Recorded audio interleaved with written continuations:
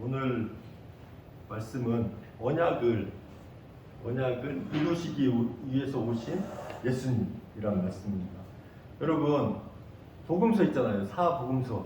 마태, 마가, 누가, 요한. 사복음서가 있습니다.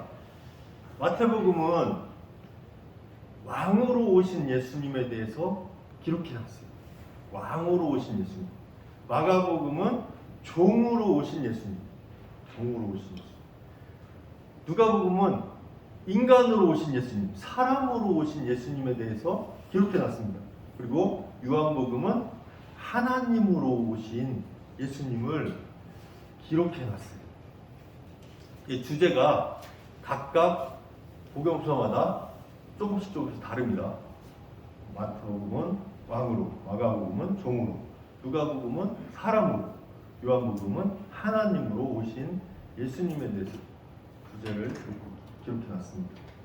오늘 말씀은 예수님께서 이 땅에 오셔서 공생애를 시작하시기 전에 시작하시면서 하셨던 일들, 어떻게 시작하셨는지에 대해서 이야기를 나눌 거예요.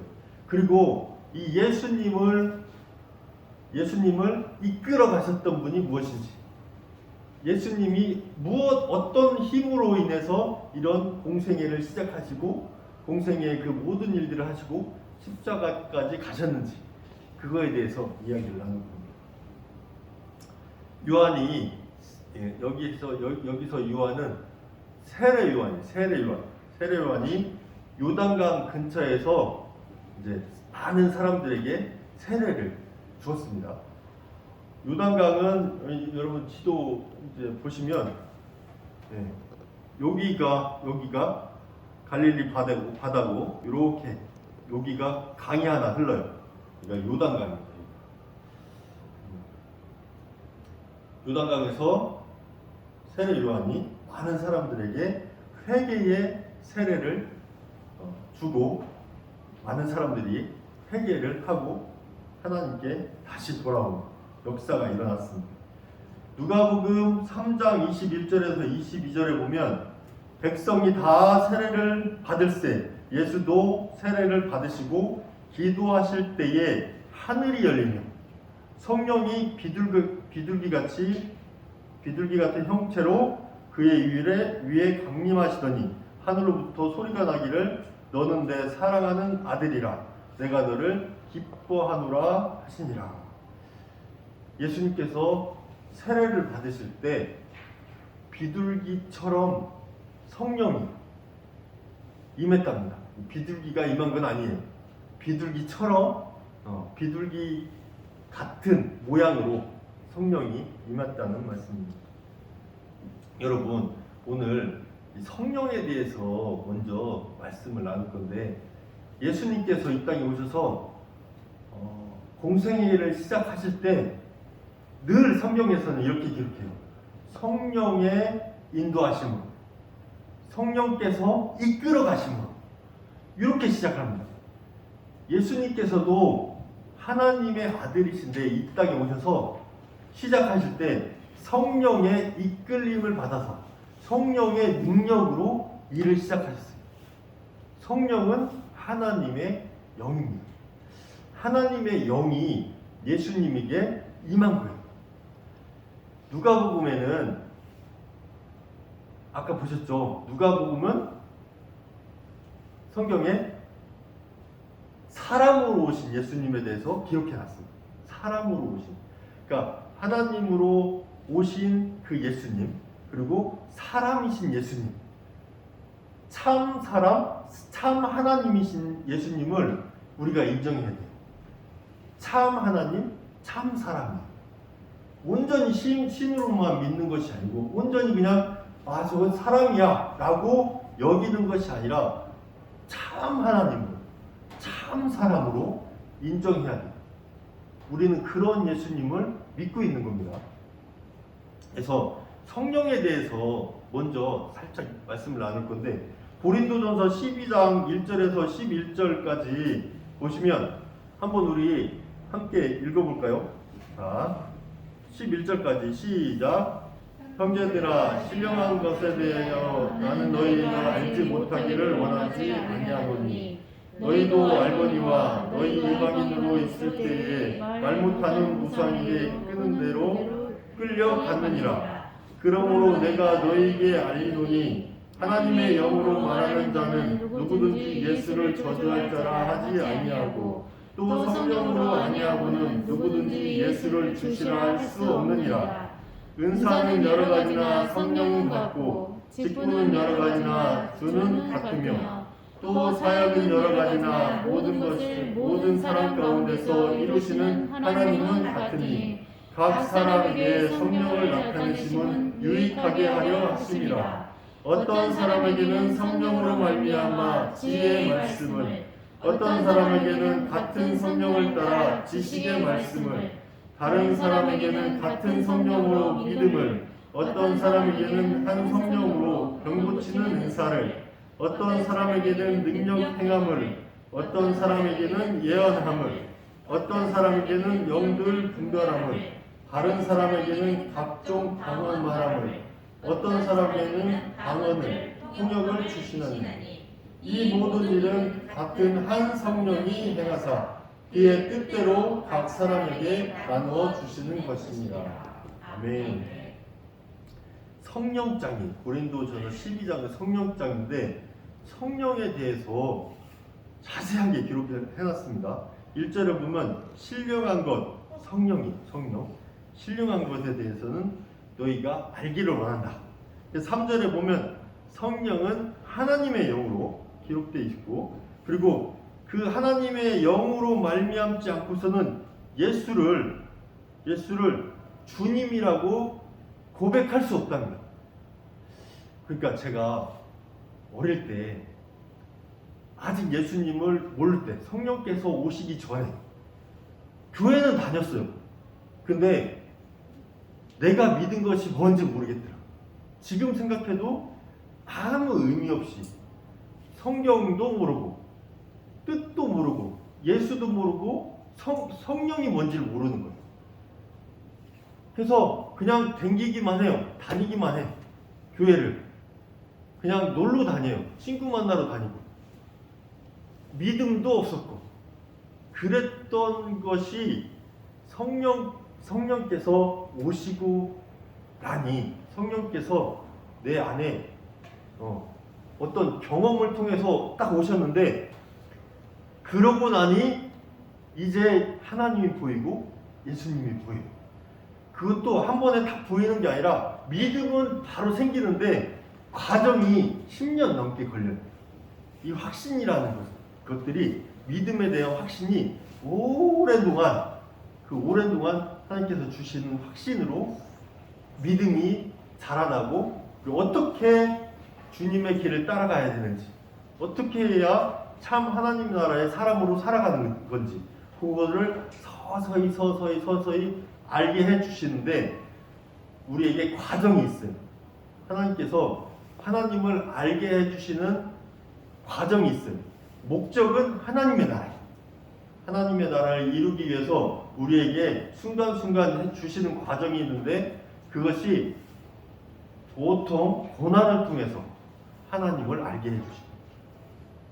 그래서 은사도 성령으로, 직분도 성령으로. 여기서 보면 4절에 성령은 같고, 5절에 주도 같고, 6절에 하나님도 같다고 나오거든요. 여기에 삼위일체가 나옵니다. 성부, 성자, 성령. 삼위가 한 분이시라는 게 나와요. 그러니까 성령도 예수님도 하나님도 한 분이에요. 이게 세 분이 한 분이다. 우리 생각으로는 이게 이해가 안 돼요. 하나님께서 이 땅을 만드시고 그분이 아들 예수님으로 오셨고, 그분이 영으로 이 땅에 오셔서 우리 마음 가운데 오신다는 그것을 우리가 이제 세 분이 한 분이 되고 한 분이 세 분이 된다는 것은 이해가 안 되지만 성경에서는 그렇게 말씀하고 있습니다. 이 성경이 보통 그냥 읽어서 이해되고 믿음이 생긴다 하면 다 믿을 거예요. 그죠? 다 믿음이 생기고 아무 이상 없이 다 구원받을 수 있을 거예요. 근데 그냥 봐서는 믿음이 안 생겨요. 그냥 봐서는 성경을 보고 어찌 그 동정녀가 남자를 모르는 여자가 아기를 낳을 수 있어요. 어찌 홍해가 갈라집니까? 어마어마한 이런 기적과 이적들이 참 많이 있거든요. 이것이 믿어지게 하는, 이것이 믿어지는 게 은혜인데 그건 성령께서 오셔야 딱 믿어져요. 오병이어 사건 아시죠? 떡 5개와 보리떡 5개와 물고기 2마리로 5,000명을 먹였어요. 그게 믿어집니다.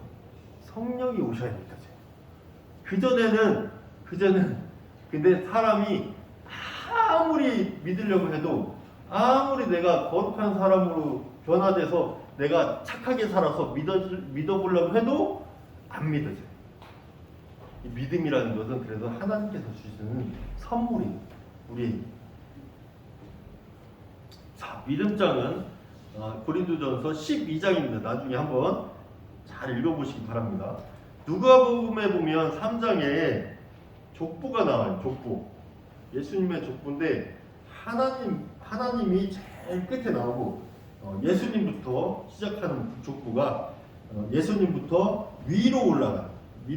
그 위는 해가지고 이렇게 족보가 형성되어 있습니다.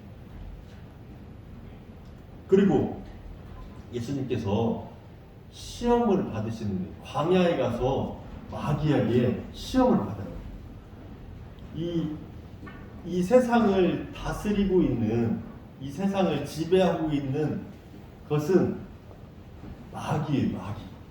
지금 현재 그 마귀가 이 세상을 다스리고 있는데 그 하나님께서 이 땅에 사람의 몸을 입고 예수님이 오셔서 이 땅에 하나님의 나라를 만들려고 하니 사탄이, 마귀가 일단 방해를 합니다. 그래서 예수님을 시험을 해요. 예수님께서 말씀으로 이 마귀를 물리치시는데 이거를 함께 보겠습니다. 누가복음 4장 1절을 보면 예수께서 성령의 충만함을 입어 요단강에서 돌아오사 광야에서 40일 동안 성령에게 이끌려. 성령 충만함 받았어요. 근데 광야에 가서 시험을 받는데 성령의 이끌림을 받아서 시험을 받아요. 여러분, 성령의 충만함을 받으면 시험이 옵니다. 성령의 충만함을 받으면 그때부터 광야가 시작됩니다. 성령의 충만함을 입으면 이제 전쟁이 시작돼요. 마귀와 세상과 세상의 그 헛된 것들과 진실한 것 하나님의 것, 이 성령의 것과 전쟁을 하기 시작해요. 성령이 없으면 아무 일도 없어요. 그 성령이 없으면 너무 편안해, 너무 행복해. 세상에서 잘 먹고 잘 살아요. 성령이 없으면. 성령이 있으면, 성령께서 충만히 나에게 임하면 그때부터 세상과 나와 관계없고 가는 방향도 달라요. 그러니 고난이 오고 고통이 오고 시험이 오고 광야 생활로 들어갑니다. 그래서 광야는 축복의 통로예요. 광야는 성령께서 오셨다는 증거입니다. 마귀에게 시험을 받으시더라. 모든 날에 아무것도 잡수시지 아니하시니 날수가 다음에 줄이신 자.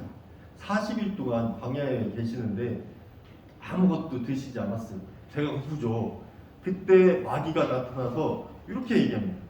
내가 만일 하나님의 아들이여든 이 돌들에게 명하여 떡이 되게 하라. 배가 이렇게 고픈데 예수님께 떡이 되게 해서 이걸 먹어라. 이렇게 유혹을 하는 거예요. 마귀는 광야에 우리가 성령이 충만해져서 광야에 들어가잖아요. 그러면 먹고 사는 문제로 시험을 겁니다. 먹고 사는 문제부터 시작해요. 많이 넘어집니다. 예수님께서 기록된 바 사람이 떡으로만 살 것이 아니라 하였느니라. 이 말씀은 기록되어 있는 건데 신명기 8장 3절에 기록되어 있습니다. 여기서 떡이라고 하는 것은 우리 주식, 밥, 먹고 사는 거, 물질로 의미할 수 있습니다. 이렇게 예수님께서 첫 번째 시험을 물리치셨고 마귀가 또 예수를 이끌고 올라가서 순식간에 천하만국을 보이며 이르되 이 모든 권세와 그 영광을 내게 주리라. 이것은 내게 넘겨준 것이므로 내가 원하는 자에게 주느라. 그러므로 네가 만일 내게 절하면 다 네 것이 되리라. 권력과 명예 이런 것들을 사탄이 마귀가 다 장악하고 있는데 자기한테 절하면 내 밑으로 들어오면 다 너에게 줄게 라고 유혹을 합니다. 세상 권세 잡은 마귀가 이렇게 유혹을 해요. 예수님께서 기록된 바 주 너의 하나님께 경배하고 다만 그만 섬기라. 마귀는 사탄은 섬기는 존재가 아닙니다. 마귀를 따라가는 것은 자기 스스로 죽으러 가는 거예요. 자기 스스로 지옥불에 들어가는 겁니다. 다만 하나님께 경배하고 하나님만 섬겨야 됩니다. 이 말씀은 신명기 6장 13절 말씀을 인용해서 마귀의 시험을 물리쳤습니다. 또 예수님을 이끌고 예루살렘 성전 꼭대기까지 올라가셔서 거기서 예수님을 세우고 마귀가 이렇게 말합니다. 내가 만일 하나님의 아들이거든 여기서 뛰어내리라. 기록되었으되 하나님이 너를 위하여 그 사자를 명하여 너를 지키게 하리니 또한 그들의 손으로 너를 받들어 내 발이 돌에 부딪히지 않게 하리라. 기적과 이적을 우리 모두가 다 기적과 이적을 보기를 바라죠. 예수님께서 치료하시고 회복하시고 그런 능력들을 나타내시기를 바라요. 예수님께 뛰어내려랍니다. 예수님 이렇게 말씀합니다. 예수께서 대답하여 이르시되 주 너의 하나님을 시험하지 말라라고 말씀하십니다. 여러분 우리도 저도 가끔 보면 어떤 어려운 사람, 힘든 사람, 아픈 사람 이런 사람 있으면 제가 그런 교만이 이렇게 생기는 거예요. 딱 손을 얹고 기도하면 딱 나았으면 좋겠어요. 그래가지고 이 하나님 역사하심으로 성령의 역사하심으로 예수님께서 치료하심으로 다 나았으면 좋겠어요. 그런 마음이 있어요. 이게 하나님 제가 이 사람 사랑하는 마음으로 이렇게 하고 싶은데 저 속에는 교만이 있는 거예요. 교만. 내가 한 거야. 나 이 정도야. 이런 마음이 있는 거예요. 하나님을 시험하면 안 됩니다. 하나님 우리가 높여드리고 섬기고 그를 온전히 경배하고 예배할 뿐이지 우리는 그의 피조물들이고 사람이 아무것도 아니에요. 교회의 직분은 아무것도 아닙니다. 목사라고 장로님이라고 전사님이라고 아무것도 아니에요. 다 똑같습니다. 다 똑같아요. 성령이 계시냐 안 계시냐가 중요해요. 목사인데 성령이 없는 사람 있어요. 장로님인데 성령이 없다니까요. 있어요. 근데 정말 저 구석에 혼자 조용히 앉아갖고 기도하고 가시는 그런 아이들도 좀 어렵게 살고 잘 세상적으로는 좀 비천해 보이지만 성령이 계시는 분이 있어요. 성령이 계시냐 안 계시냐가 중요하지 직분이 높냐 낮냐 이 교회 안에서 아무 쓸데없는 거예요.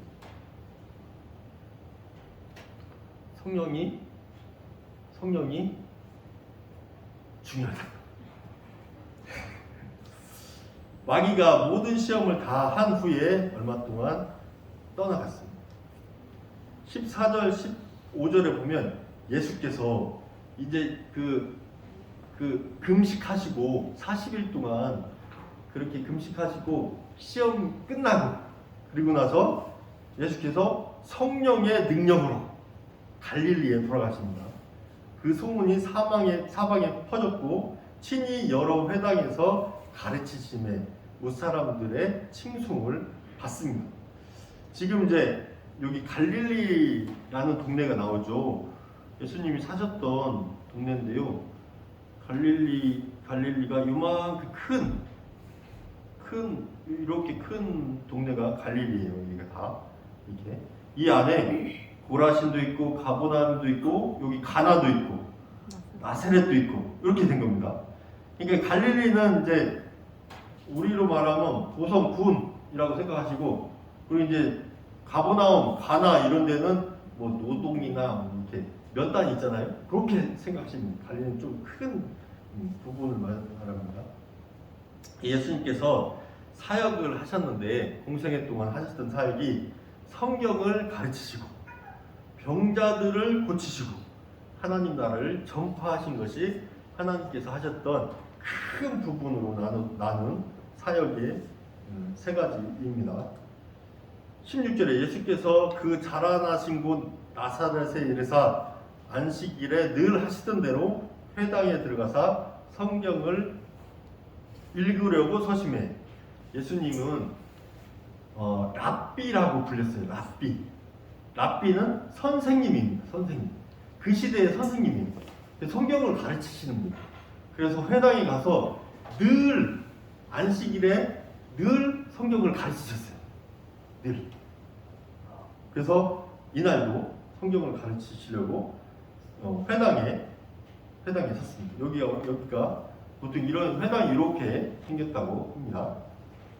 그 선지자 이사야의 글을 드리거늘 책을 펴서 이렇게 기록된 데를 찾으시니 곧 주의 성령이 내게 임하셨으니 이는 가난한 자에게 복음을 전하게 하시려고 내게 기름을 부으시고 나를 보내사 포로된 자에게 자유를 눈먼 자에게 다시 보게 함을 전파하며 누린 자에게 자유롭게 하고 주의 은혜의 해를 전파하게 하려 하심이라.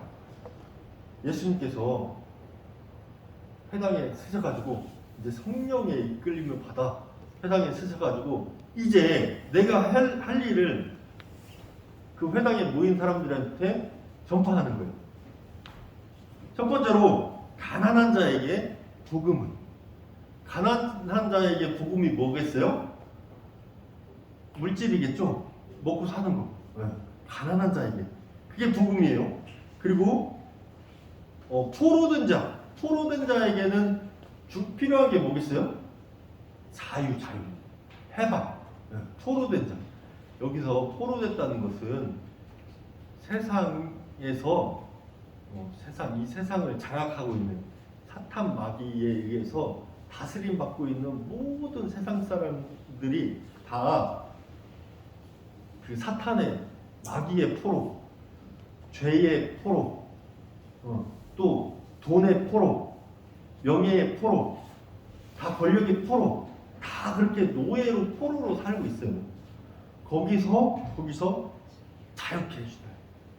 예수님께서 눈먼 자에게 다시 보게 하면 눈이 가려지면 눈이 아무것도 안 보이면 이 세상 사람들 그냥 살아요. 아무 의미 없이. 그게 눈이 가려진 거예요. 성령이 임하면 눈이 열립니다. 그때 보이는 것이 하나님 나라예요. 하나님 나라를 보게 되면 세상 나라를 볼 수 있어요. 눈이 열려져야 그 하나님의 나라를 다시 볼 수 있습니다.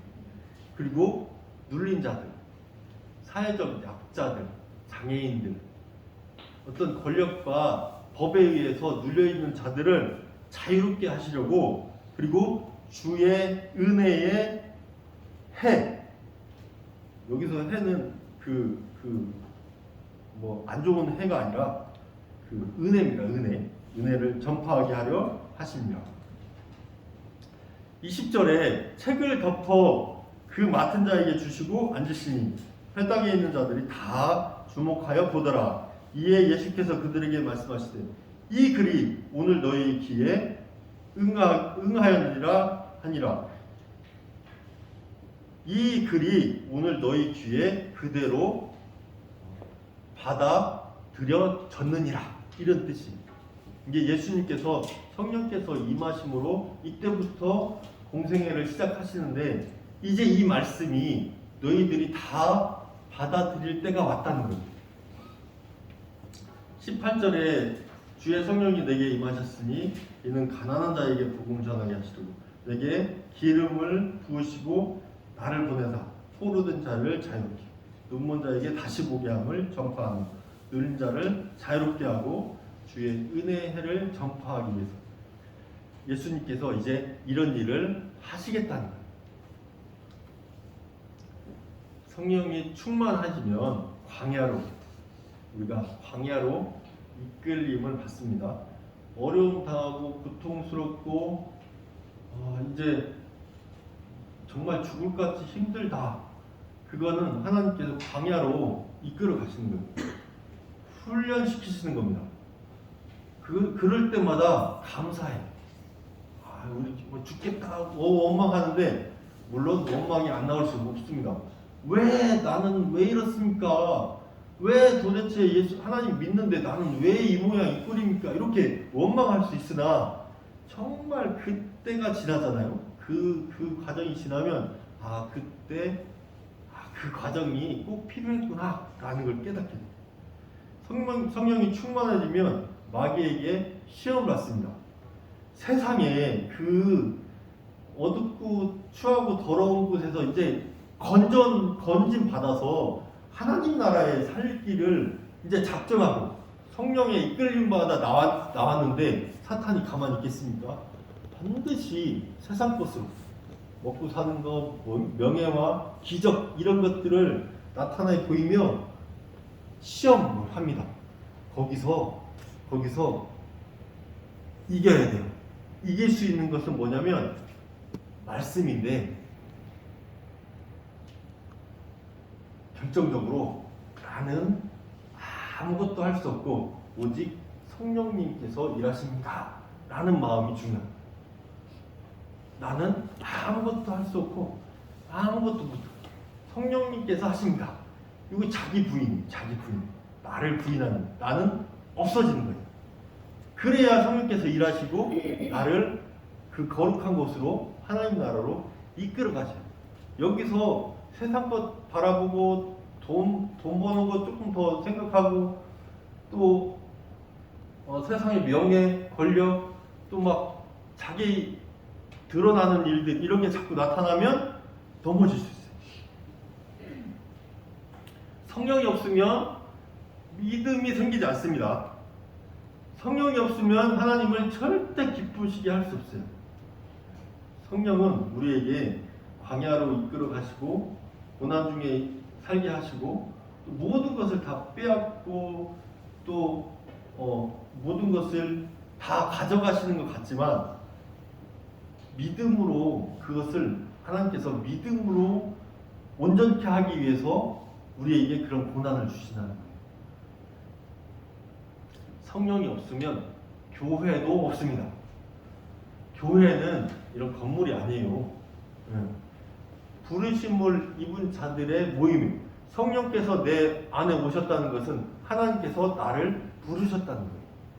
그래서 이 부름받은 사람들이 모여서 하나님과 함께 교회 안에서 교회를 이루고 이 공동체가 주의 일을 하는 것이 교회입니다. 1시간 예배 드리는 거 여기서 끝나는 게 아니라 모여서 교제하고 하나님에 대해서 나누고 하나님 나라의 복음을 위해서 나가서 전하는 것.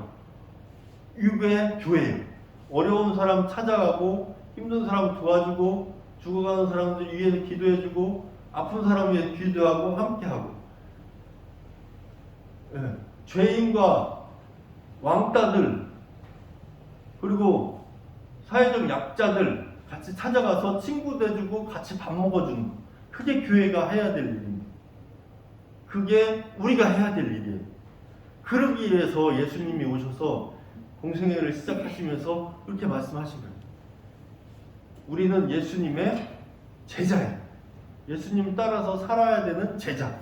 그것이 하나님 나라에 이루는 것이고, 그것이 구원받은 사람들이 해야 될 일이고, 그것이 바로 영생이에요. 영생. 영원한 생명을 누리는 거예요.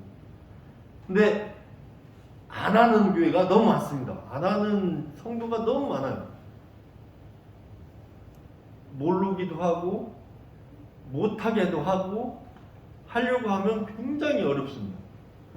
사회적으로 뭐 좋은 일 하려고 하면 지탄받는 시대가 지금 이 세대예요. 뭐 좀 선한 일 하려고 하면 손가락질 받는 시대가 이 시대예요. 참 말도 많고 탈도 많은 곳이 이 세대입니다. 그러나 우리는 성령의 이끌림 받아서 그 일을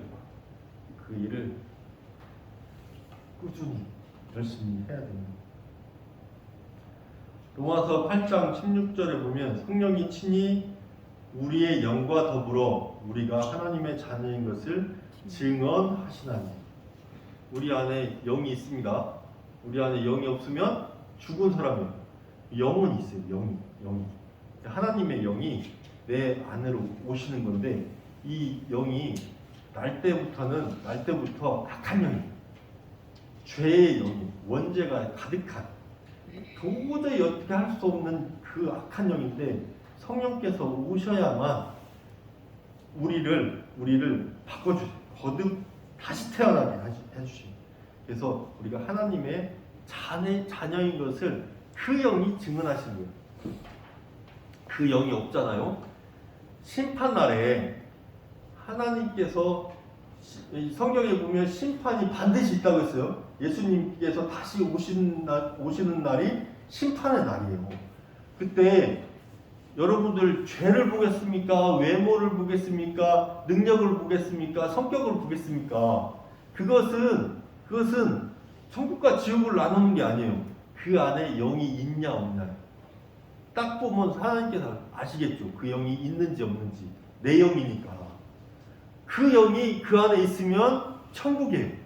아무리 죄를 많이 지어도 그 영이 있으면 그 영이 다 덮어요, 죄를. 그 사람은 성령의 이끌림을 받았기 때문에 그 일생이 모두가 다 건진받는 거예요. 그래서 하나님 나라에 가는 겁니다. 그 영이 없으면 지옥이에요. 그 영이 없으면 이 세상에서도 지옥 생활을 하고 지옥 자식으로, 죄의 자식으로, 사탄의 자식으로 살다가 결국 지옥불에 떨어지는 거예요. 성령이 내 안에 오시는 게 그만큼 중요합니다. 하나님의 영이고 예수 그리스도의 영이고 성령이 내 안에 오셔야 내가 거듭나고 온전케 되고 그 다음부터 일생이 완전히 바뀌는 거예요. 다시 태어나는 거예요. 하나님 나라의 사람으로서 세상에 나가서 하나님 나라를 전하는 거예요. 하나님 나라의 사람으로서 우리 모두가 그 성령의 역사하심으로, 성령의 내재하심으로 내 안에 하나님 나라 이루고 우리 서로 관계에서 하나님 나라 이루고 우리가 그 성령의 힘으로 세상에 나가서 하나님 나라는 침노하는 거라고 했어요. 그 침노가 이 하나님 나라를 이룬 사람들이 세상에 침투하는 거예요. 그래서 그곳에 가서 하나님 나라를 이루는 거예요. 가난하고 굶주리고 포로된 자들, 억압받은 자들, 그런 사람들, 노예된 자들, 그런 사람들에게 그 때문에 나고자 되고 실패자 되고 그렇게 어려운 사람들에게 우리가 찾아가서 거기서 함께 친구가 돼주는 거예요. 위로해주고 감싸주고. 당신 죄가 아니라고. 세상이 그렇다고. 거기서 건진받으라고. 그게 복음입니다. 예수님께서 우리에게 주셨던 그 복음이에요. 우리가 이제 그걸 해야 돼요. 알기만 하면 된다? 안 된다. 안 된다. 알기만 하는 것은 성령의 역사가 아닙니다. 성령의 역사는 행동하시는 거예요. 예수님께서 성령 받고 나서 가르치시고 고치시고 하나님 복음을 전했던 것처럼 우리도 성령을 받으면 복음을 전하는 사람이 되고 그 사람들과 함께 하는 사람이 되고 그리고 가르치는 자들이 돼요. 성령의 역사하심으로 하나님 나라를 이 세상에 전하고 또 하나님 나라를 회복하는 그런 중고등부 학생들 그리고 선생님들 다 되기를 바랍니다. 기도하겠습니다.